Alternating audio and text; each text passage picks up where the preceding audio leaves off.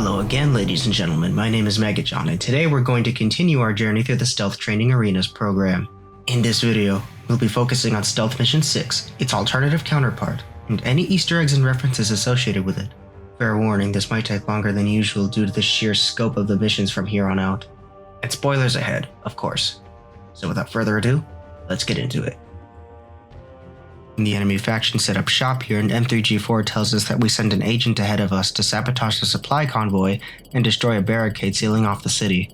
He set the explosive charges on the two vehicles on the wall, but was discovered and killed before he could finish the job. That's where we come in. Half the job is done for us. We have to find the detonator he left behind, and escape through the wall we'll eventually destroy. Given the size of this place, however, we're essentially looking for a very small pointy needle in a massive haystack. You can explore a good majority of the buildings in the city, but that's very impractical and time-consuming. Traversing the city is hard enough with all this darkness and the enemy wearing camo once again, but this is the first mission that formally introduces snipers to the player, assuming players play the stealth missions in order first. Snipers in this game see 4 times as far as the other kinds of soldiers, 68 studs. Looking through the scope of their rifle enables them to see further, but also makes their field of vision much more narrow. Rounding to the nearest 100th decimal place, they have a 10.01 degree field of view. Since their range of detection is so pathetic, the best course of action for avoiding snipers is to just not stand directly in front of them, and also to spot them first. Snipers can often give themselves away by either standing out against the background or sticking their gun out of cover. Stealth Mission 6 is a test of your observation skills and intuition. Through the first alley we come across or through the windows of the buildings, you can see something in the distance, some kind of light at the other end of the city. It seems like a point of interest, so the only way to learn its purpose is to make your approach. It's worth noting that you can climb up to the roof of some buildings to gain a vantage point. However, be careful coming back down since there's another hazard to be wary of. Fall damage. Being unfazed after falling 5 stories would be ridiculous after all. Due to the nature of the level design, there are several ways off this road. First way is through this initial alleyway, past the soldier, and avoid the sniper's detection range. The truck bed, basically. As a general rule of thumb, remember that these snipers have blind spots right under them. The second way is to pass that initial alleyway and go through the second one and pass a lone sentinel. A lot less troublesome to go this way, but you're encouraged to explore. You might find a better path that way. This third way is more difficult, but if you enter the first beige building instead, unequip the light stick, and shimmy past this guy's line of sight, you can exit the building and continue on. You could also exit from the other side and find another roundabout way to leave this road, but it's so needlessly cumbersome. On your way to the lights, you'll pass the convoy M3G4 mentioned earlier, and if you get up close, you can see the explosives planted on the side of both vehicles' chassis. The center of the map is safe, all things considered. It's the sides of this giant square plaza that provides cover for these soldiers, and as we know, they can only see so far. From the monument, we get a better look at the lights. Bunch of security there. Snipers on those 2 towers. Seems like it's their central base camp. We can search there for clues. If you make your approach from the side, you can spot a dead noob agent on the floor. Seems to be the guy who came before us. There's a sentinel at this corner if you intend to take advantage of the sniper's blind spot. But since it's so narrow, you can make your approach from afar between the sightlines of those 2 up there from this angle and avoid that sentinel. There's one sniper on the other tower that punishes you if you hug that building's wall. Be mindful of those 2 patrollers out in front, and you have 2 ways to gain entry to the base. First is to watch for an opening and move through the front when those patrollers are looking away. Another way is to carefully pass them, enter this building, and come out on the other end inside the base. There's only a handful of soldiers to worry about, but be cautious nonetheless. Some of them hide behind cover to catch you off guard. But once you're in the clear, come to this desk and you'll find a couple of reports you can read by clicking on them. One of which reveals where our Vanguard operative was when they killed him. They mentioned not knowing the intent behind his infiltration, so they probably don't know about the detonator. In other words, it may still be where he died. Now, the report mentioned he was on a beige building with collapsed stairs directly across from the base. Exit the base and make your way there. Of course, you can skip the visit to the base if you already know where the detonator is. Either way, entering the beige building's first floor is wholly unnecessary and might result in you dying at the hands of a sentinel. If you're making your approach directly from spawn, be mindful of the 2 snipers looking outward, pass under their blind spots, or skirt their range before approaching. Once you've made it to the collapsed stairs, carefully jump up onto the railing without hitting that sniper. Jump past him, and continue going up to the top. You can go through the 5th floor and climb up the ladder at the end, but the sentinel waiting here doesn't make this path impossible, just tricky with how precise your movements have to be to get around him. The faster and easier way is to wait for that patroller up top to turn away from us, use the railing as a platform, and get onto the roof that way. The fresh bloodstain indicates this is indeed where the agent died, but more importantly we see the detonator, and one by one we can watch all of our targets explode.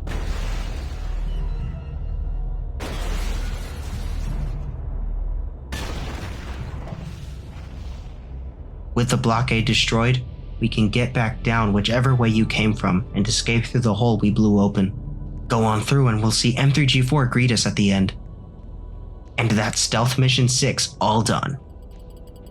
Remember a couple videos back where I said that there's a sort of timeline to the stealth and alternative missions?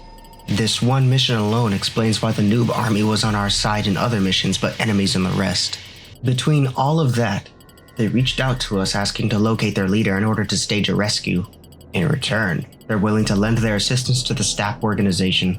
But instead of the darkness being against us, we have fog to impair our vision and sense of direction.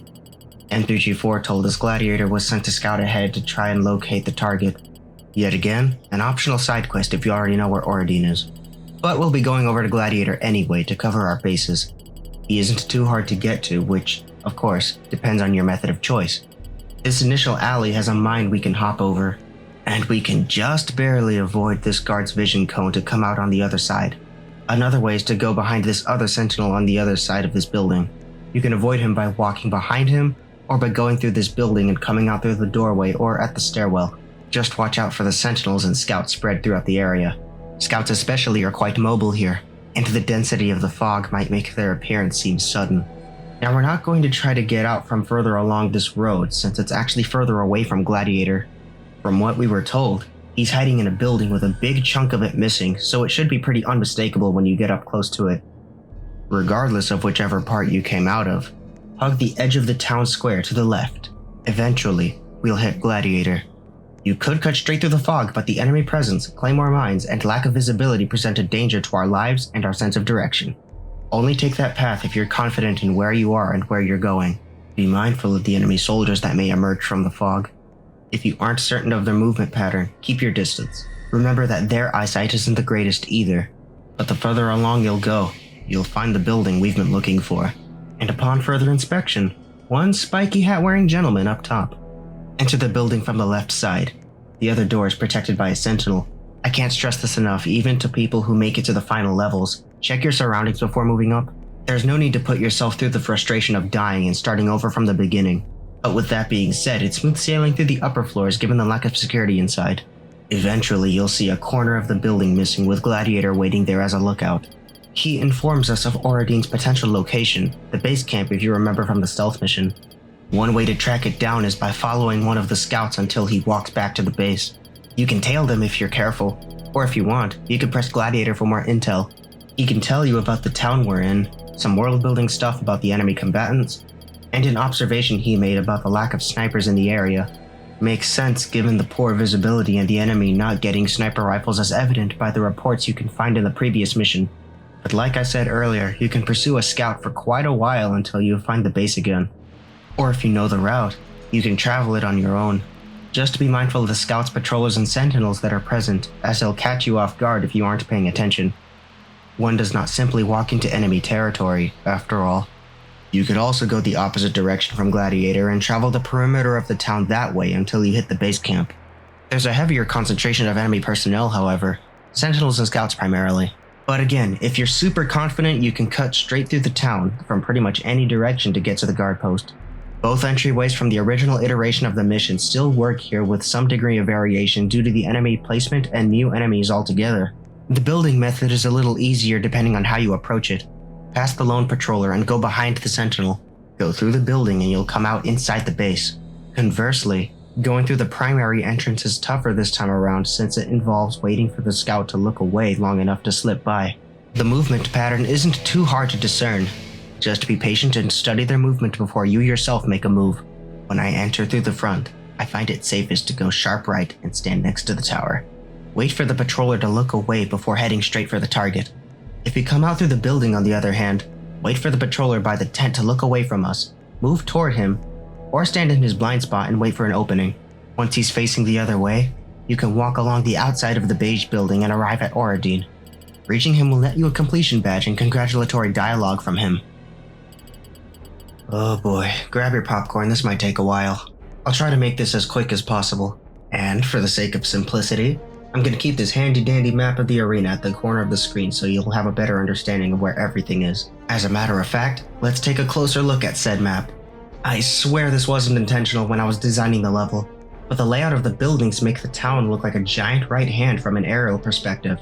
As for the town itself, you can infer certain things from what you find throughout the city, like the sign at the entrance, the monument with STAP's full name written in Russian, plates scattered throughout the buildings, paintings of various historic figures and events, and Gladiator outright telling you when asked about it. But this city is modeled off of a Transformers show's take on an abandoned city in Russia. More specifically, the Kamchatka Peninsula in eastern Russia. Much of it was abandoned 20 years ago when its volcano first erupted. My take on the city may borrow heavily from Transformers Prime, but my rendition was abandoned in the 1950s during the Cold War. If the former Soviet leaders like Stalin and Lenin appearing throughout various portraits in the buildings weren't any indication, there are other implied stories scattered throughout the city, like this train that jumped out of its track and crashed into the corner of this building, or the rusted Soviet tank pointing toward the blown open building. The loose pieces of rubble on the ground and piles of debris and exposed metal framing imply the tank fired and blew the corner off. As for the tank itself, you can climb in and look around with some careful maneuvering. The line of the transmission towers and the thumb of the city has their power lines cut, and with time, the stairs on the beige building collapsed due to decay. You can also see a broken down truck in these two spots in Stealth and Alt Mission 6. This one at the base of the thumb is missing in free roam since it's a secret 5th drivable vehicle in free roam as opposed to the other 4 drivable vehicles, which are just the standard 4-wheel drives we see from the convoy of Stealth Mission 6. And as always, the horn is fully functional in both kinds of vehicles. Note the different sounds they make. It's also worth mentioning that, humorously, the rusted truck is the fastest of the 2 types of vehicles in this arena, but turns slower than the urban unit's standard transport. While we're on the subject of vehicles, the transport truck seen in Stealth Mission 6 is unique to that mission, a modified version of a truck Cyblocks made, which itself is based off his truck in real life, his 1986 Ford E350. Exclusive to Stealth Mission 6 are the appearance of ghosts that haunt this place. You can see one off in the distance and the fingers jumping around, and one you can see by climbing this particular tower in the base and looking up in this direction. Its silhouette is contrasted by the night sky. This street exit in the thumb of the city has some small barricades set up by the soldiers with a return of edible cardboard from Mission 4. You can find it stored underneath the soldier's bed as well as stacked in the base yard. The monument in the middle of the square isn't anything too remarkable. It vaguely resembles the Washington Monument at the USA's capital. That covers everything on the outside. Let's focus our attention on the inside of the buildings. This first building we can explore has a me version of myself as a poster on the wall. Mitomo started up while this mission was in development. One floor up is an aerial view of Isle Delfino from Super Mario Sunshine, another game that had a big impact on me. On the 5th floor is a stylized piece I drew of my dog Arella that's quite literally showing its age. There's a few props used in these buildings, sometimes sparingly to keep performance in mind and to fit the narrative of the town being abandoned. However, some things remain that we can draw conclusions from, like the presence of classrooms in the 2nd and 3rd floor of this next building. One of them even has "Get Out" written on the chalkboard. In this initial beige building, I put in a few memes I found relevant to prominent figures of the era. There's a strangely pink bowl here too, but one of my favorite Easter eggs in the arena is the functioning record player on the top floor. Across the street in a similar looking building is another Arella painting. The light gray building at the tip of the thumb doesn't have a whole lot to it, but it's one of the few buildings where you can get a close-up view of the mountains surrounding the city from the back. The dark gray building beside it offers the same thing too. There's this wall of boxes blocking the hall on the 2nd floor that's almost impossible to get through. It's shifted slightly in the alt mission so there's a better chance you can see what's here. Doesn't seem like much aside from a couple of paintings maybe, but on the top floor is a stack of boxes arranged in the shape of a letter M beside a photograph of a nuclear explosion. There's alternate artwork of Arella in the next room as well. The symbol from the game Primal returns once again as a rug in this corner room. At the base of the index finger, this building contains a room revolving around Hydra, a rogue faction of the Nazi Party in Marvel Comics. I was a big MCU buff at the time, so that's why I included this. One floor up is a rather unusual stack of books here as well. Up another floor is a uniquely crimson bowl, not unlike the pink one we saw before. In the beige building next door, we have ourselves another case of implied storytelling. Nothing wild or anything, just oil coming down from the floor above. Investigating reveals that oil seeped out of these containers through the floors. You'll find another Arella painting next to the oil drums too. On the third floor is a pink oven with a chef's hat, a reference to a friend of mine with a passion for cooking. Brace yourself, these Easter eggs are going to get a lot stranger from here. This light gray building at the base of the ring finger has a large piano with my name on it. Shimmy between these boxes on the second floor and you'll see an old photo of the main character from Primal, Jen, in one of her demon forms. A room on the floor above has a big wooden chair with the letter M carved into it. Unlike the other old chairs in these buildings, you can actually sit in this one. The fourth floor has small rooms with a rusted light blue, red, and green steel drum, a reference to Gladiator, myself, and Oradine respectively. You can find evidence of some very unwholesome happenings at the building where the detonator is located in Stealth Mission 6. For instance, the second floor has what appears to be a torture room as evidenced by the skull, chair, various old tools scattered throughout, and dried up bloodstains. The pentagram being present on the same floor really makes you wonder what people were doing. Oh, and there's a light beige bowl here too, can't forget about that. Let's check out this beige building just outside the urban unit base camp. Nothing noteworthy beside a turquoise colored bowl. This dark gray building connecting to the guard post has a very purposeful arrangement of buckets in this room. 6 of them close together is meant to represent the 6 missions we've beaten thus far. Or perhaps I should say beating, if you're currently trying to beat either Stealth or Alt Mission 6. This bucket all by itself is meant to represent the 7th mission as we've yet to overcome that challenge. This light gray building just outside the base has a particularly direct Easter egg.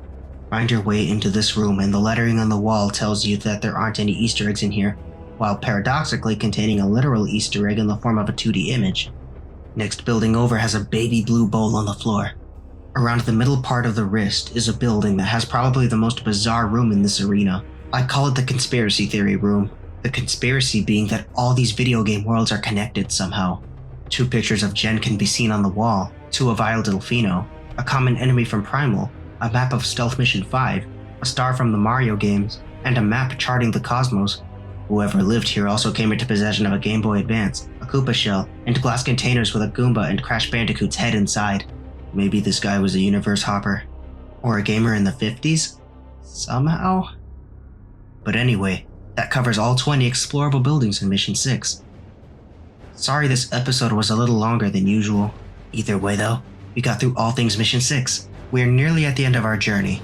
Thank you so much for watching. Leave a like and subscribe if you enjoy the content I make. Follow the link in the description if you want to give the game a try. I'll see you all next time for Mission 7. All hail the M.